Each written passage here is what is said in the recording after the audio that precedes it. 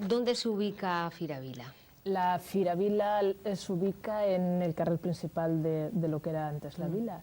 Estem en el Fossar, estem en la placeta de Sant Roc, el carrer Iglesia, fins a la placeta de Sant Pere y en el parc.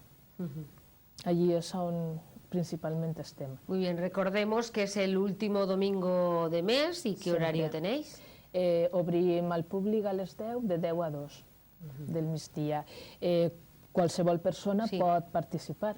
Els requisits té que ser una persona inquieta, que sigui artesana, artística, que vulgui ensenyar alguna destresa o fer qualsevol taller, pot vindre a participar en la nostra actividad. Tenemos unas fotografías que sí me gustaría que mientras las vamos viendo pues seguimos hablando con Isabel y Encar, si queréis comentar alguna fotografía. Ese es el taller de Lucía, que es una chavala, bueno, es una dona que té un espíritu de alegría, de il·lusió per als xiquets, i entonces ella lo que imparteix són aquestes arts plàstiques que ella dona, i tots els xiquets van en esos baberos per poder, els seus davantals, per no enviscar-se quan se'n vagin en esos pares, i... Això és el parc. Exacte, mira, això és el parc, és molt bonic. Este va ser... Possiblement en setembre. En setembre va ser, i entonces ell mos va oferir, mos va indicar a tots què és el que es feia en Firavila. Això és bau, ¿no? Salva. Tenemos más imágenes que nos están mostrando pues todas esas actividades que se hacen. Bueno, pues tenemos más imágenes, pero ya las vamos a ir viendo cuando despedamos ya a nuestras invitadas. Sí, Isabel, sí. En este diumenge el que podreu trobar seran també, com que el mes passat no va poder ser lo de la Fira del Llibre, estarà Carmen Boix i Diana Cerdà i alguns altres escriptors signant els seus llibres.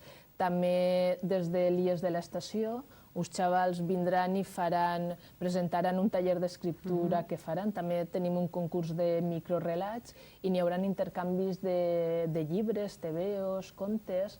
N'hi haurà també, Pedro farà un sorteig perquè ell el dedicarà a les flors de Bach.